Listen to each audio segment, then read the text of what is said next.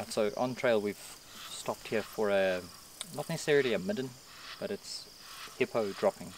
So these beautiful pathways that we've been following, it's made by a lot of animals that are browsing along the river, but predominantly hippo. Hippo going from one part of the river to the other, and then also coming on these embankments to graze.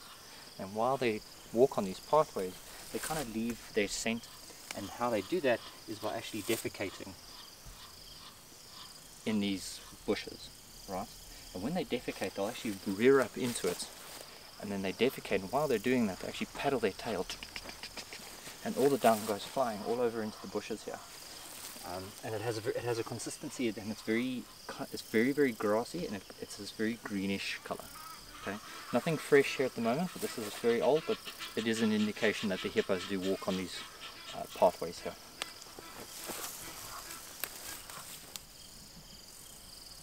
You see what's pushing this one.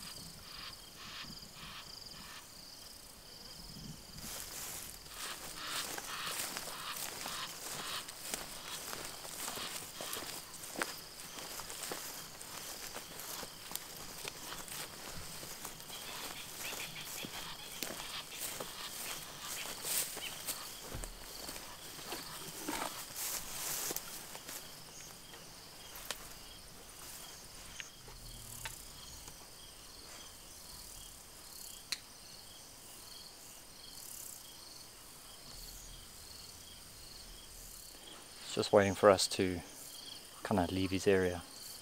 At first I thought there was one, there were actually two. The one we saw here, and then there was this other one. The other one ran away. So I think saw this bull, got a fright, and went another way.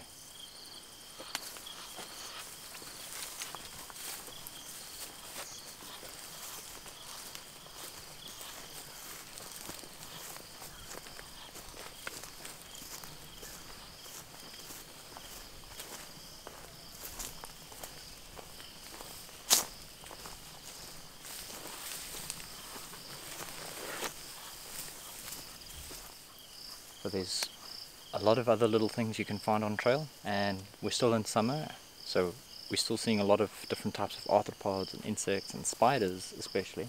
And the one particular spider we see often is this one. It's the golden orbweb spider. I don't know if you'll be able to see in the camera, but there's this very large spider here, and then there's all these smaller ones around. Oops, you have disturbed there. Okay, the big one is the female, and the small ones are the males. And they build these big, beautiful, goldish colored like webs, hence the name golden orbweb spider. And they're very sticky, but they're very strong. And they use these webs to actually catch their food. So there's all this random insects, beetles, flies, all stuck in the web. Hit the web, get stuck, sends vibrations. She senses the vibration, she knows, hey, there's food, and she goes and she wraps it up. Alright. So I don't know if you can actually see the spider or not, but I'm going to try to put my hand, we'll see, behind her. Yeah, she's going to fly away now, move away now. Okay, but we won't break her web, we'll just kind of, we'll walk under her.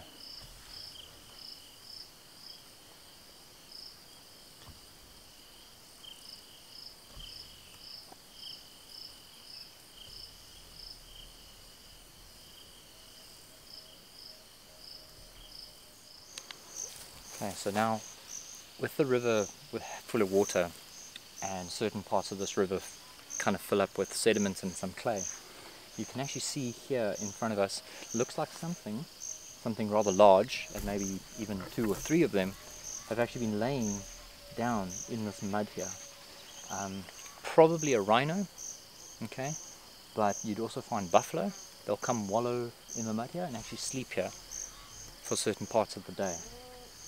You'll have elephants and warthog, they'll also come and wallow, but the evidence and the size of which that area there that is very smooth, it shows to me that it's possibly an animal the size of a rhino that's been sleeping here. And there seems to be 2 or 3 maybe these indentations, very smooth indentations in the mud that say to me there's been like 2 or 3 rhinos that have been sleeping here. You can see by the smoothness of the mud, it's a skin of that rhino. they might still be in the area. We must keep our eyes open.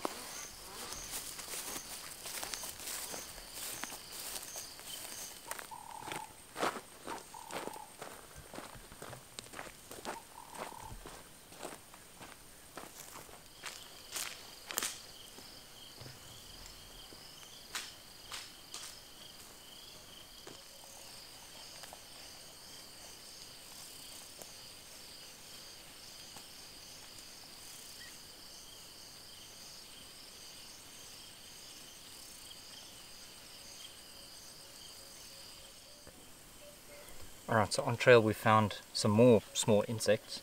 These small conical pits in the ground here are made by antlions. Now, not necessarily the adult, but the larval stage of an antlion is a small, very, very small predatory type insect. These conical pits are thrown with very fine sand on the sides. And if ants or small termites or small insects fall inside, they can't climb up the edges, and this predatory insect, the antlion, sits in the center there, flicks more sand on him, and then he grabs him with his big pincers. Now when I say small, I mean, when I say small, they fit inside your pinky nail there. You find a lot of them around in the summertime.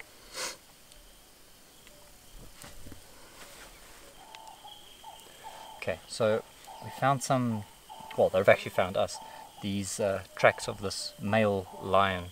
Just walk down here, the very, very large track, and if I actually put my hand on it or next to it, you can see that it's actually the size of my hand. Now that's actually not the size of the lion's foot, but just its paw print.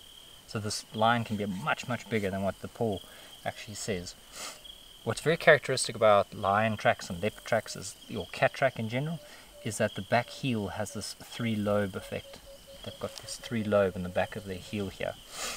Also the size, and the only large cat we have at this particular size would be a lion, a male lion in this area. There seems to be only one walking up here. I know in the area there is two males that roam around, but at the moment it just seems to be footprints of one. You can see here how he's walked down the road. And this ground here is very, very hard. So this could have happened when it was maybe a bit more wet here.